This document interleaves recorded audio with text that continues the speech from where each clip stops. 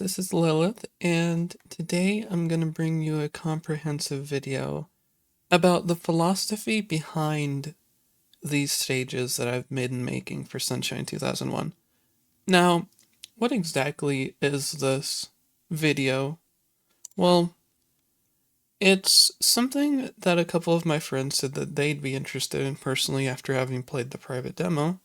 They said that it would be cool to sit and watch some of the philosophies and the game design aspects and the little details about what exactly goes into making stages like this. If you've been here for a while, you know I've been modding for over 10 years at this point, or maybe even 15-ish. Some people like to know what goes into game design and how these things are structured and what makes things tick. So in this series, as I complete these stages, as I have completed Dolphic Town here, that only has about maybe 8% of it undone and unfinished still. I'll go ahead and show off some of the stuff that goes into making something like this. So, if you're unaware, as you can see, here's the whole overview of Dolphic Town. Now, if you've been here a while, you know Sunshine 2001 is basically Super Mario Sunshine. But if it released in 2001, so a year earlier.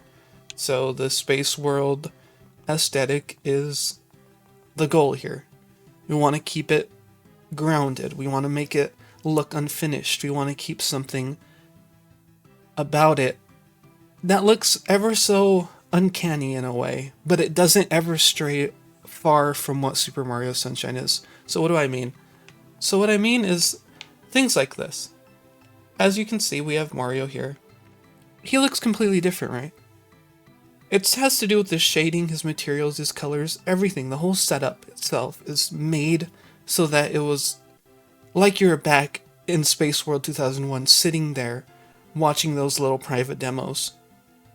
And you know, when making games like this, you always have to consider a few things. You have to consider the colors, the textures, the entire scope of what goes into games like these. So what I mean is, for example, if you take a moment to go look at something like Super Mario 64, you come across some of these textures that look a little outdated, even for a GameCube game.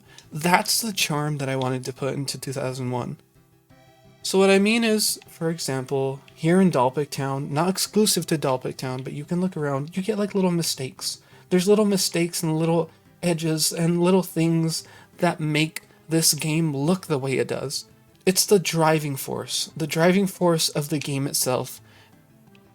Like, for example, we go over here, I'm going to go into free cam mode because thanks to Joshua MK, we have this awesome Better Sunshine Engine module stuff.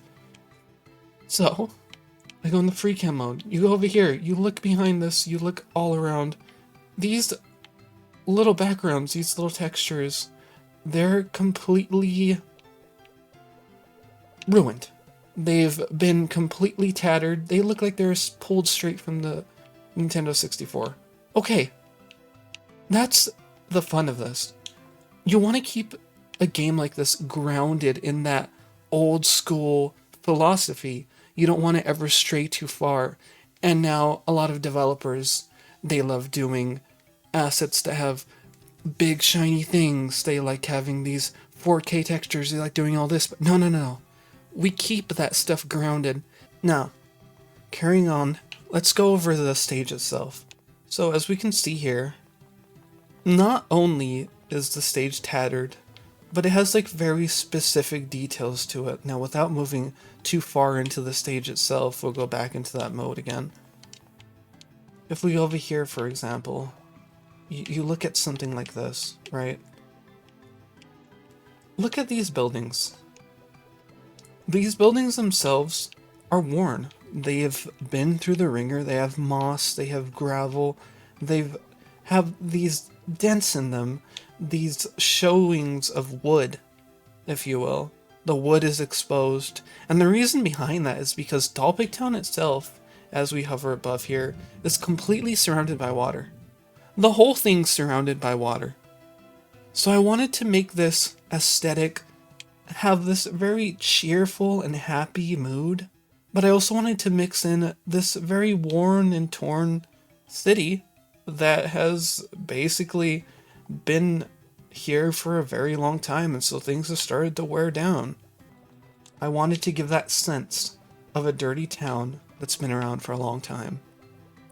Now, for example, if we're ignoring the complete one-to-one aspect, like yes, we have the soul coins, yes, we have the trampling stews, we have the strolling stews, the swooping stews, we have it all. It's all here. There's like very intricate details that make it like the beta. Like this, for example, the strolling stew is entirely different. His design's completely different. He has an environmental map on his pants. He's not even completely done yet, but he's different. Things are different in an ever so slight way that brings the charm to this. Now, the reason I like this game so much, and I'm going to preface here that I like this game a lot, and I'm going to say it a lot because I do take a lot of pride in the games that I work on. I like the flow of this game a lot. So, for example, we'll go ahead and go into the basic philosophies of 2001. Now, what I mean by this is that if you press the X button, nothing happens. You are entirely stuck to Flood. This version of Flood. So if we're spraying water, we're stuck to this version of Flood. It completely changes how the game works. So in 2001, you'll be able to rent new Flood nozzles by doing quests, but you're not able to change them on the fly. No, it worked entirely different in Space World. You would have these nozzles, and these nozzles could break on you. Now, if you took damage, the nozzle would break and you had to rent it again. I wanted to adopt that. But not only does this change how the game flows entirely, but it also changes the stage design. So as you can see in Dalpic Town and in a lot of the stages I make for 2001, they're very small. They're very small in scale because Mario can't scale them like he can in normal Sunshine. So it's much smaller, it needs to be compact, and everything needs to be in one spot. It needs to be compressed. So you won't see many large stages in Sunshine 2001, but you'll see a lot of content in these small stages.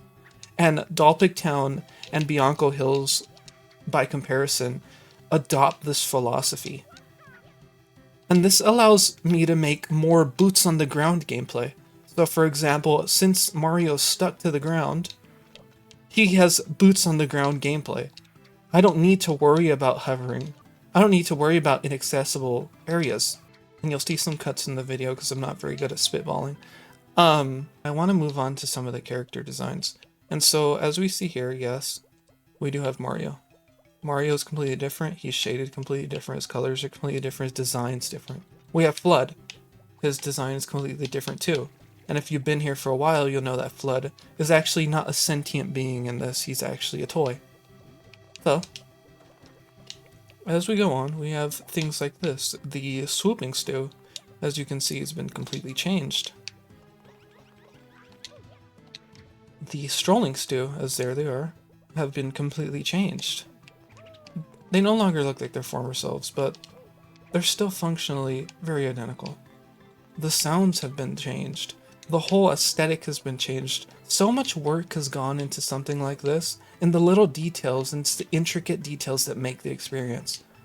Now, let's move on to some of the main quests. Now, this is where we get into spoiler territory, so if you don't want spoilers for Sunshine 2001, click off the video. If you do, well, be prepared to have everything spoiled for the first level because that's how it's going to be.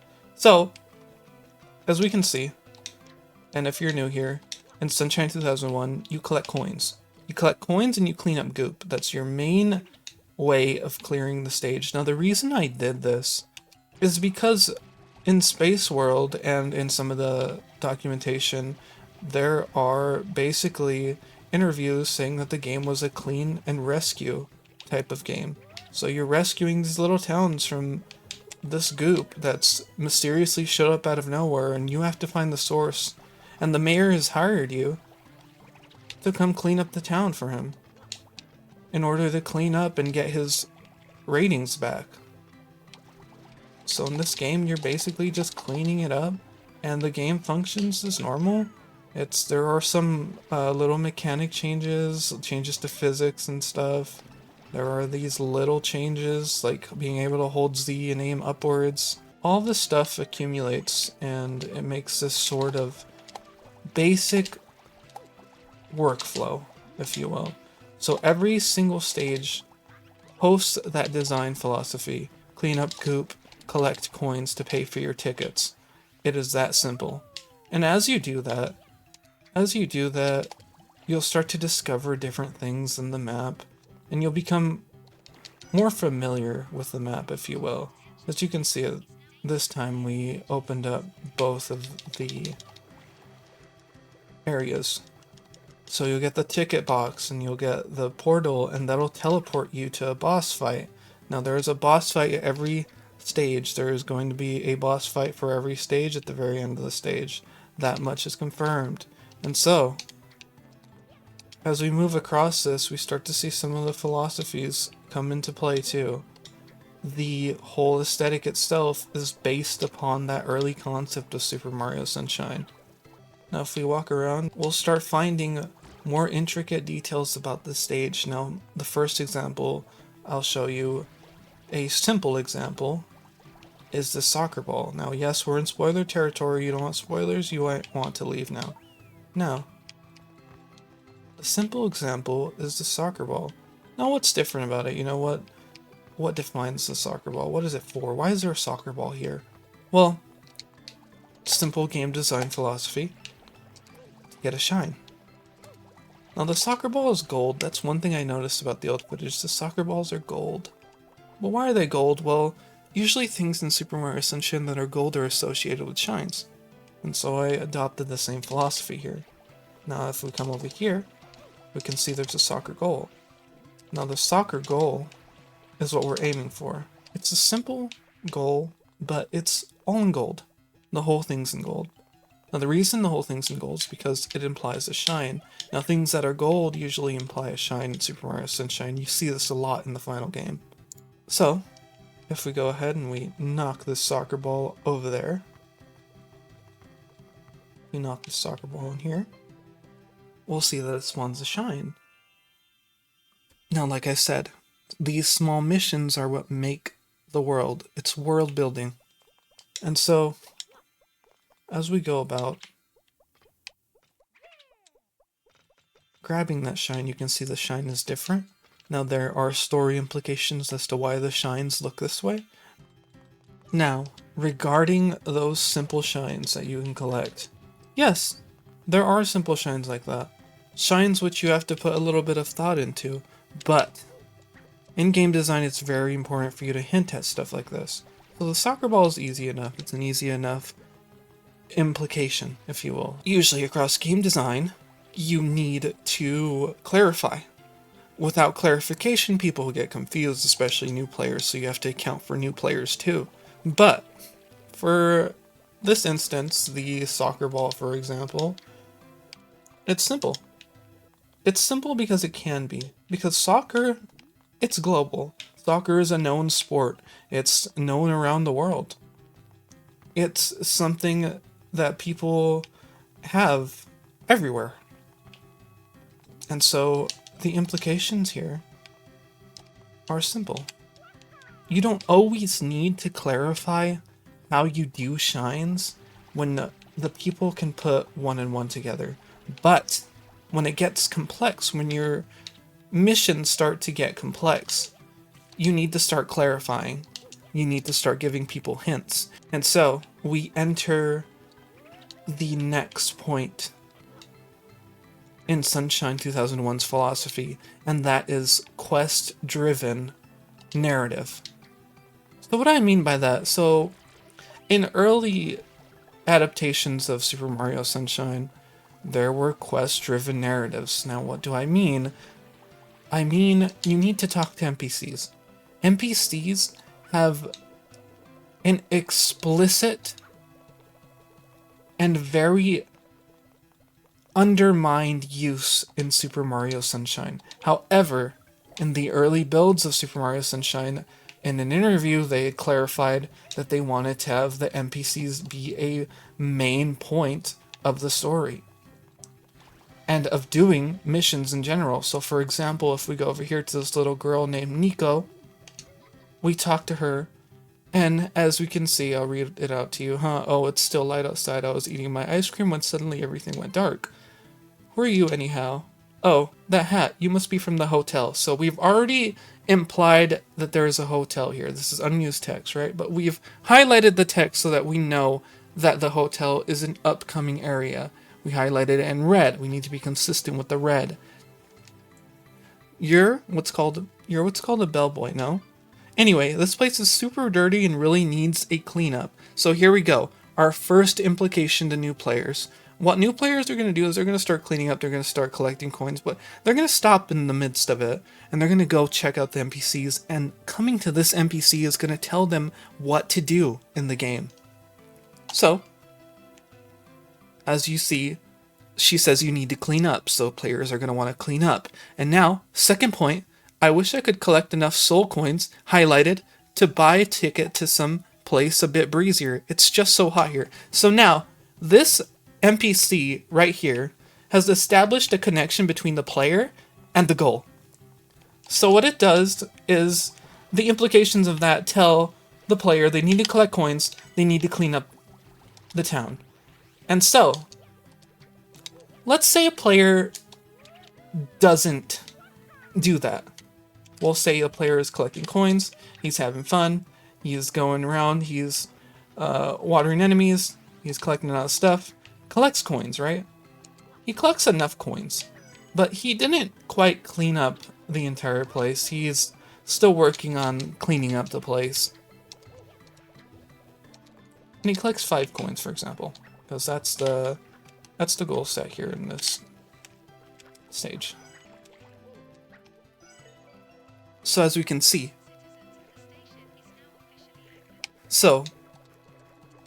audio tells the player where to go. Station is now officially open. We head that way towards the station. And what do we find there? Well, we find this ticket box. Okay, we have enough coins to go, right? No, not exactly. So as we talk to the ticket box, the ticket machine says, ticket machine error, critical, please stand by, loading. Dangerous sludge has been detected in town. Please clear the town of pollution to operate. Thank you for traveling with us. Come again. Please clear the town. So I've once again established a connection between the player and the goal. So now the player is going to go and he's going to start cleaning stuff up. And when he cleans stuff up, the portal is going to open up when he hits a certain threshold. And that is the philosophy of Sunshine 2001. It's game design like this that takes your mods or projects, which are usually fan games, and puts them on another level.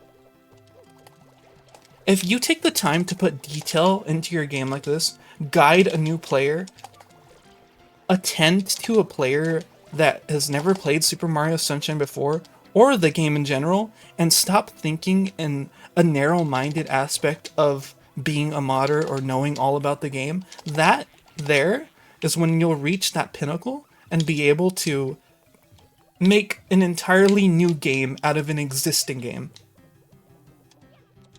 And that right there is the magic of Sunshine 2001. So, with things as simple as that, we'll go ahead and show some more stuff. So as I said, you talk to NPCs. That is how you get your information. There's the portal. The portal after cleaning up, that's how you get your information. Talk to NPCs. So we're cleaning up these guys. We're going to make them all clean. As we talk to them, we can see this place sure could use a nice touch-up. I wonder if you spray that gunk on the floor, if it would wash it off. Another connection created. This one. That giant mushroom thing keeps spewing out those ugly pests. If only I could fill that thing up with a ton of water. Wash that fungus from the inside out. There you go. Another implication. So what is the player going to do after getting an implication? He's going to start filling up the... I call them Hino Curry. That's the file name, but they're called trampling stews, I believe. He's going to start filling them up. He's going to fill up the trampling stews. Because he just got an implication to do so. And now, it's been created. This connection between the player and the NPCs, they've been created already. The new player has talked to enough NPCs to finally understand, oh, these NPCs are important. This is what you do. And that right there is good game design. So as we can see, we're trying to catch up to him. He's kind of getting away. Not gonna lie to you. There we go. So, I had quite the chase. Had to cut it. There we go. We killed him. And as you can see, after killing them all, you get a shine. So that implication is what makes the game. Making sure you establish that connection with your players is very, very important. I'm definitely gonna have to bring this thing down. So, as we go across this game, you can see different things like this. Oh, you notice me calculating probability. You're Super Mario. You can assist me. I'm Ronnie the robot. Now, Ronnie the robot, when I created him, I wanted a few things. So, there are these texts in the unused texts that say, hey, there's this character named Rowney. And I wanted to make this sort of lead into that character. I want to lead into the creation of that character. The character, he is a student. He listens to his teachers, but he also gives out these contraptions like Flood. Now, I wanted to make that implication clear. I want to build that character. He's a small genius, if you will. He's a scientist, but he's also a student. He's a kid. So, I created Ronnie, the robot, who is looking to repair his heart and find his spare pieces so that he can find his creator, Rowney. Now, the reason I created this character this way is to start world building. Now, starting to world build and create these characters is extremely important to a game like Sunshine 2001 that is solely based on that quest NPC. Those NPCs and those quests give you exactly what you're looking for. They are the things that create the world, not Mario himself, not the enemies, not just the beta aspects, but the NPCs themselves are what make it feel lived in. Now, as you can see, you collect Ronnie's hearts. And Ronnie's hearts, I'll show you all 3 locations here, because if you are being spoiled, that's on you. If not, there's a second one. And as you collect these hearts, you'll notice there's about 3. Now, I took a lot of philosophy from a game like, now this might seem obscure, but games like Call of Duty Zombies, which have these Easter egg quests that are very complex and have very minimal steps. They have these very intricate but minimal steps that lead towards a greater outcome. And that's what I wanted to have here in Sunshine 2001. I wanted a very interactable world. I wanted the world to interact with Mario. I didn't want it just to be a set piece or a stage. I wanted it to feel lived in. I wanted it to have a goal. As we can see, Ronnie is now satisfied. And he brings up the Great Shine Sprite. Now, the Great Shine Sprite, I'm not going to get into too many spoilers here. I want the story to be vague but familiar. The Great Shine Sprite is very much like the Shine Sprite in the final game that sits upon Delfino. It is this mystical thing, this legend, if you will. And that's what I wanted. I wanted to create a world like that. This mysterious island, this mysterious Isle Delfino it's been built on. It's lived in. And so we go to our next quest. And now, the next quest is pretty simple. The next quest is literally grabbing all of the soul coins in the stage. I'm not gonna do that one, because I don't want to spoil where all the soul coins are. If you spotted them, like, awesome, but if not, whatever. But every stage is going to have 9 soul coins in them, and the 9 soul coins are going to get you a shine. So, look for soul coins.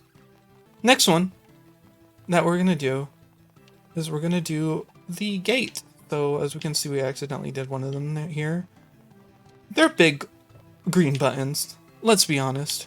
But if the big green buttons aren't enough for you, and you talk to him, this guy in here,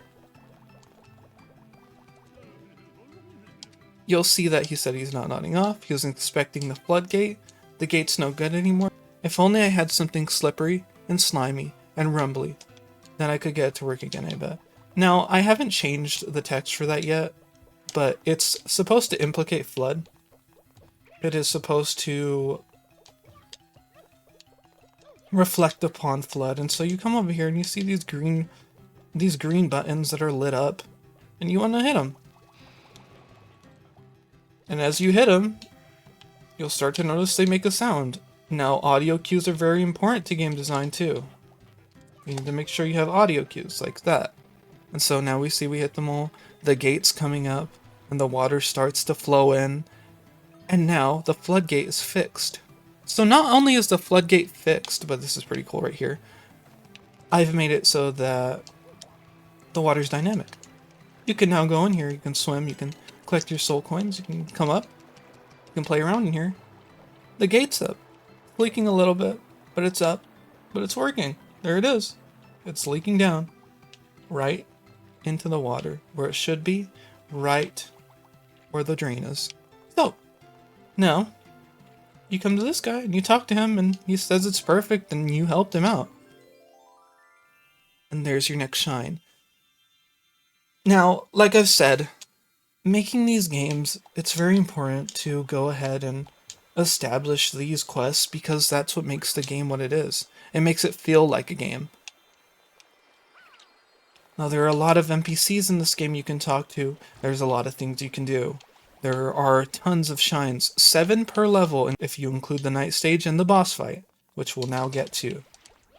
So, for boss fights, regarding boss fights before I jump right into the little boss fight here, I've made boss fights at the end of each stage. Now, the reason I did that is because a lot of the games that I personally enjoy have a lot of boss fights. And I mean a lot. I like games like Dark Souls, I like games like Devil May Cry, I like games that establish bosses like Neo. For every single level there's a boss almost every single level. And I like that. I wanted that for Sunshine 2001. I think that having that variety was great. I didn't want to omit any of the bosses, so I wanted to make this huge experience.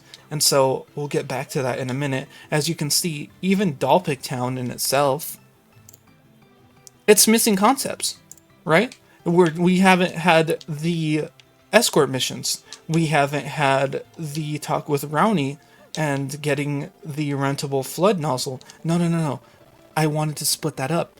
I wanted to split it up into 3 visits because Dalpik Town in itself is so complex that it needs multiple visits. So I don't want to half everything. I don't want to half-ass everything, if you will. I don't want to half-ass it. I want it to work. So I made the game how it is. Now, Dalpik Town is exclusive for that. There's only going to be 3 visits to Dalpik Town with slightly different mission setups and aesthetic and a bunch of stuff. It'll be cool. But like I said, I didn't want to omit any of the bosses or anything. I tried to fit all of what makes Sunshine into this game. Of course, leading into the beta aspect. And I wanted to add some more. I wanted to add more bosses, and so I did. This is an example of an added boss right here. So as we go into here, we'll see that there's a boss approaching movie. And the boss approaching movie is very standard. It's a very standard thing. And so, as you go into here, we're introduced to our first boss. Now, this little guy is simply the stacking stew, but in the file names he's called Boss, or Dongo Boss. And so, I made him into a boss here. He's not very aggressive, but he's good for new players. And this is another thing I want to emphasize. This game is for new players. It's for experienced players. You want to speedrun it. You want to do things with it. You can do that too. But it's primarily focused towards new players. People who have never played the GameCube before. That's the audience I wanted to target. As we can see, Stacking Stew is the perfect entry-level boss. He's minorly dangerous if you're being foolish, but if you're able to get all the stews off, you kick him, or you stomp on him, and it's gonna spawn a shine. It's easy, it's simple, it's a great introduction, and there will be more Dalpig Town visits, as I said, so there will be even more complex bosses as you come back here. But that's exclusive to Dalpig Town. The other stages are most likely one visit, unless I deem it so. So, there you have it. These philosophies total in a game that you can actually enjoy. So as we see, we beat the boss. It's over. It auto saves thanks to better Sunshine Engine. That's awesome. And then we come back here and it's nighttime. And so once nighttime has come, everything has calmed down. The mayor is here. And let me get into the mayor in a second. The streets are empty. The goop is gone. The music is serene. Everything is now dark. Everyone's sleeping. Nobody's outside. There's nothing going on. And I wanted to create this atmosphere for every single stage. So every single time you beat a stage, you'll get a night stage. And this is what you end up. Now you talk to the mayor. He gives you a little excerpt about what happened. So we talk to him. Master Mustache, guess what I heard? Folks from all over are saying you've been a great help. Perhaps we'll be able to get the star rating for the whole end. As we said, this is that basic establishment. So he tells you need to go to the next area. And so we have enough coins. We have enough coins to buy a ticket. It's 5 coins to Bianco Hills. We don't want to buy it, so we won't. But that's that. That's what makes up Sunshine 2001 and a place like Dalpig Town. It's not fully expanded upon. It's not ready yet. There's going to be so much more to this little complex stage. There's a lot that goes into this, and I'm a single developer. I don't have a team for this. I do the animating, I do the programming, the texturing, the creating of the maps, the placement, the quests, the sun scripts, everything. The music, I make all of that. So I'm a single person. I'm only able to do so much in a day. I have college and university. I have other things to focus on, but I love this game. This game is exactly what I've been striving for the last 15 years. And so I'm putting all of my love into it and giving it all of my attention. And so, like I said, I have a couple of buddies who come in and lend me a hand every now and then, but for the most part, 95% of this game is all me. And so we're working towards making something special. And that's why I wanted to make this series. The reason I wanted to make this series was to clarify what exactly is going on with Sunshine 2001, give a little bit of detail on each stage as I complete them, because Dalpig Town just got done. It just got done, and I want to give a little bit of detail about these stages. Now, we haven't even gotten to the moon coins yet. Now, there's going to be moon coins at night that you collect, much like soul coins in different spots to get that last shine for the world. And that's going to be completely optional. All of the shines are optional. And the game, it works in a very linear fashion. It's linear. It is a beginning to end experience that you go straight through and you can replay infinitely. Now, it's awesome. It's like a game like Luigi's Mansion. If you've ever played Luigi's Mansion, you go through it, you can play again, right from beginning to finish. And this game is exactly that. You play as much as you want until you beat the game, collect all the shines, and start a new save. It's up to you. And there will be post-game rewards, so that's awesome too. Now, I'm going to end this video now, because it's going on, what, like 30 minutes?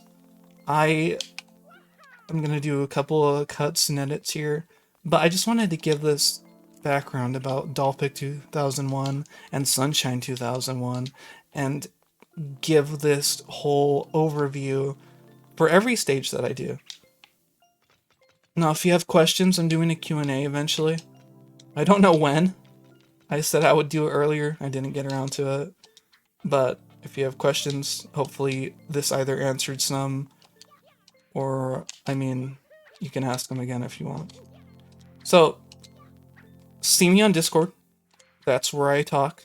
I don't really respond to my comments. It's not really a thing I do. So, see me on Discord. Hope to see you there. And peace.